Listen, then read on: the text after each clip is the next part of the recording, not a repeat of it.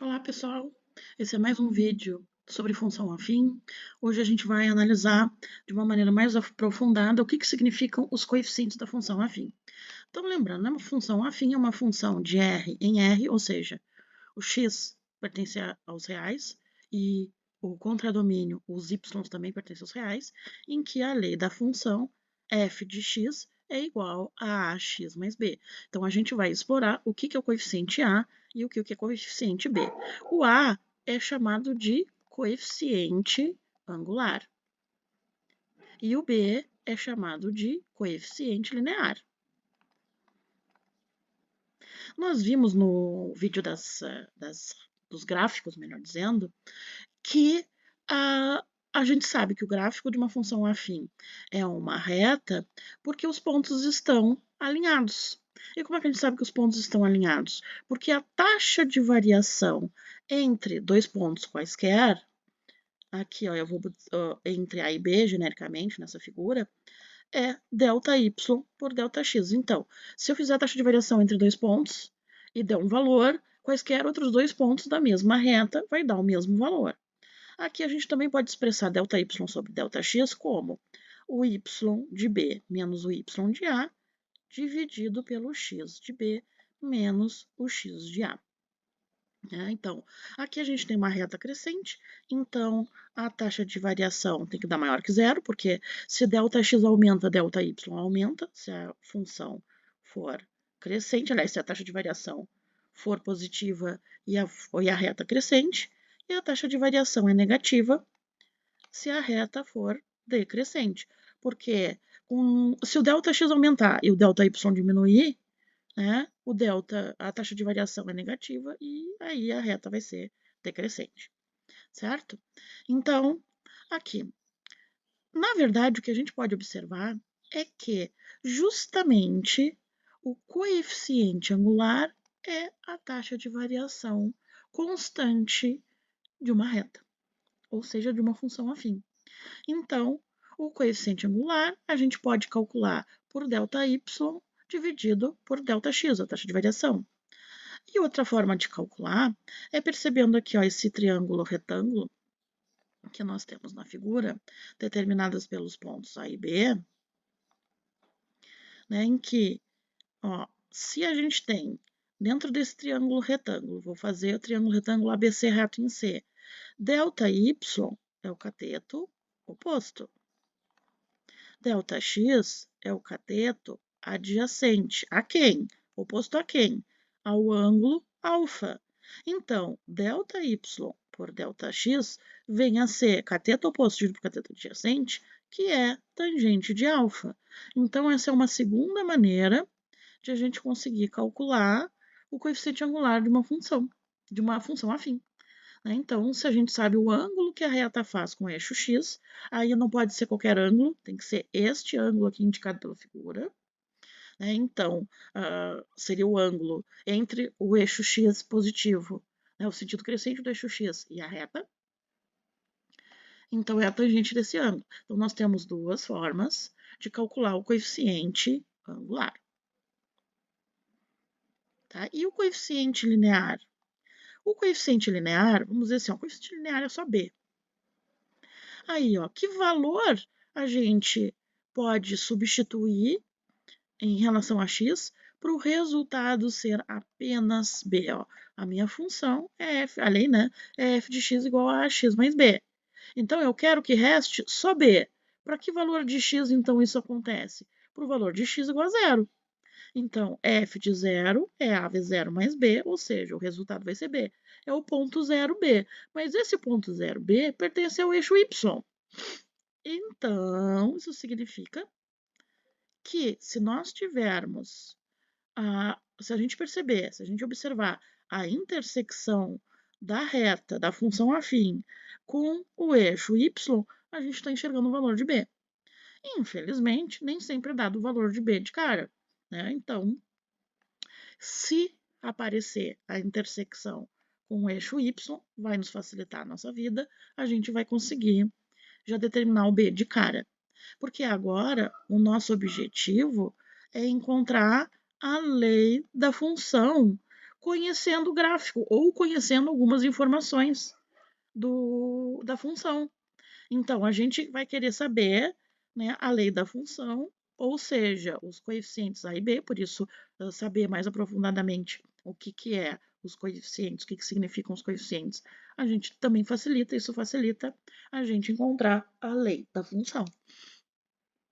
Tá? Então, o A, se forem dados 2 pontos, a gente pode calcular delta y por delta x, que é a taxa de variação, ou se nos derem o ângulo, o coeficiente angular e a tangente desse ângulo. E o B, intersecção com o eixo y, mas tem outras formas de calcular também. Ó, então, observem esse exemplo aqui. Determine a lei da função afim, que contém os pontos A, 3, 1 e B, menos 1, 4. Então, eu vou direto para o coeficiente angular. Ó, quem é o coeficiente angular? O coeficiente angular é a taxa de variação, que é a ΔY sobre ΔX.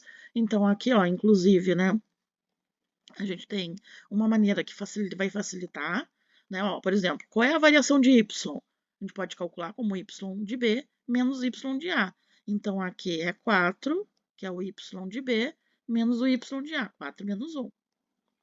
E o ΔX tem que ser na mesma ordem, x de b menos o x de a. Então, isso aqui vai dar 3 por menos 4. Então, o coeficiente angular dessa função é menos 3 quartos, né? Mais dividido por menos, menos. E aí, o coeficiente linear, ele não deu nem gráfico para a gente perceber onde essa reta vai interseccionar o eixo x. Então, a gente tem que pensar assim, ó, por enquanto, a função, a gente sabe o valor de a.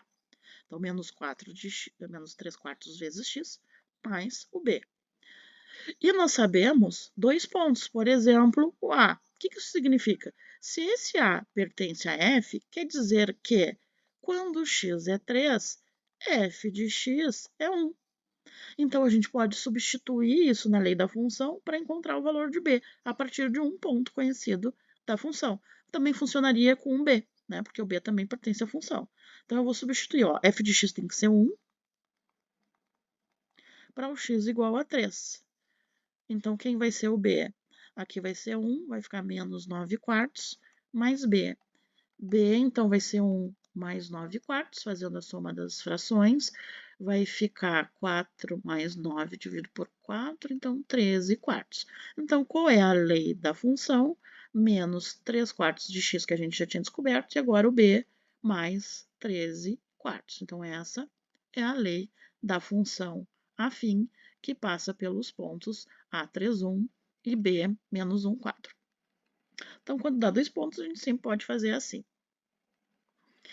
Exemplo 2, determinar a lei da função conforme o gráfico abaixo.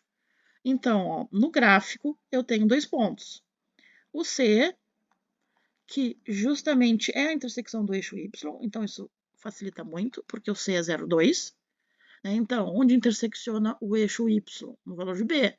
Então, o B a gente já sabe que vale 2. E aí a gente sabe as coordenadas do B, outro ponto, que pertence ao gráfico, o x é 2 e o y é 3. Mas a gente vai calcular o coeficiente angular, que é o que falta para a lei da função, né? Que a função é sempre afim, é na forma ax mais b. Ah, mas não está dito que no enunciado que é a função afim. Mas se o gráfico é uma reta, a gente automaticamente tem que saber que é o gráfico de uma função afim, né? E a lei é dessa forma, tá? Não pode ser outra coisa.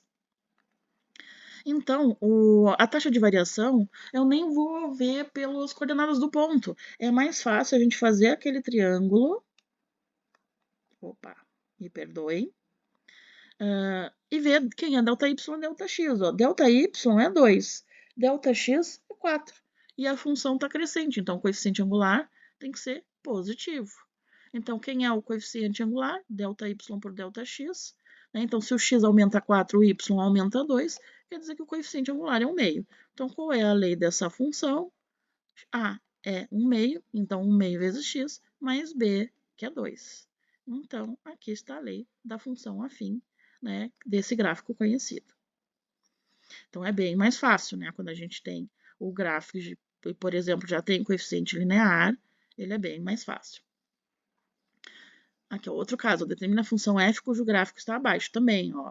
Eu sei que a função afim porque o gráfico é uma reta. Então, a gente tem que escrever, saber quem é o A e quem é o B da função afim.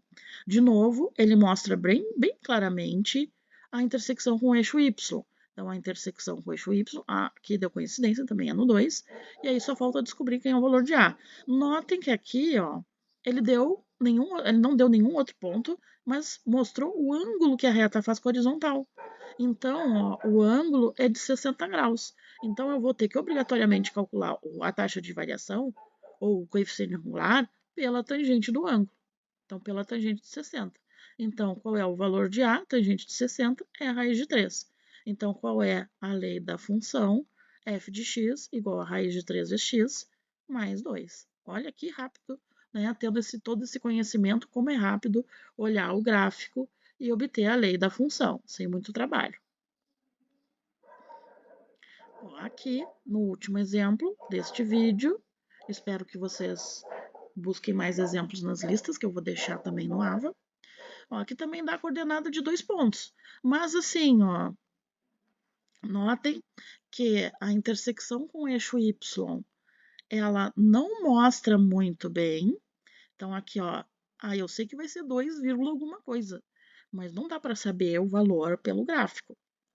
E aqui, ó, eu também posso pegar, né, os valores, as coordenadas de E e F, que pertencem à função, né? Por exemplo, F tem coordenadas 1 e 2, e E tem coordenadas 1 e 2, F tem coordenadas 6 e 1. Podia fazer aquele cálculo, né, pelo delta Y, delta X, Y de F menos Y de E, dividido pelo X de F menos X de E. Mas já que eu tenho o gráfico, eu prefiro fazer pelo gráfico, ainda mais que o gráfico está feito no GeoGebra, tá bonitinho, né? Então, notem aqui, ó, vou fazer aquele triângulo retângulo, né, pelos 2 pontos conhecidos do gráfico. Então, aqui, ó, qual é o delta y? Para o delta x, 1, 2, 3, 4, 5 unidades. Então, delta y foi de 1 para 6, 5 unidades. Mais o delta x, né, eu acho que eu estou trocando tudo no vídeo, né, então prestem atenção se eu estou chamando ou não estou trocando. Agora, o delta y vai de 2 para 1, ele diminui uma unidade. Então, o delta y é menos 1, então cuidado com isso. E notem também que a reta é decrescente e a taxa de variação tem que ser negativa. Ou seja, o coeficiente angular tem que ser negativo, porque aí nós temos a reta decrescente, tem que estar compatível com essa informação. Então, quem é o coeficiente angular? Delta y é menos 1 para o delta x igual a 5, certo?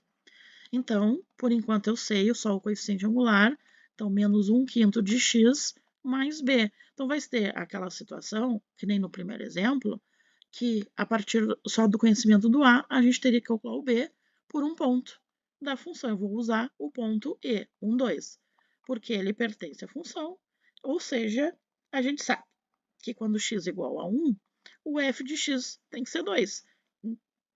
Então, a gente substitui, né, esses valores na lei da função. Ó. O f de x é 2 se o x for 1. E aí a gente faz a conta do b. Ó, então, 2 é igual a menos 1/5, né? Menos 1/5 vezes 1, mais b. Quem vai ser o valor de b? 2 mais 1/5. Então, dá 10 mais 1 sobre 5 é 11/5, então, o valor de b. Então, qual é a lei da função? Agora, a gente pode obter a lei da função completa. Menos 1/5 vezes x, mais 11/5. Essa é a lei da função. Então, obrigado por assistir o vídeo até aqui. Até o próximo vídeo de função afim.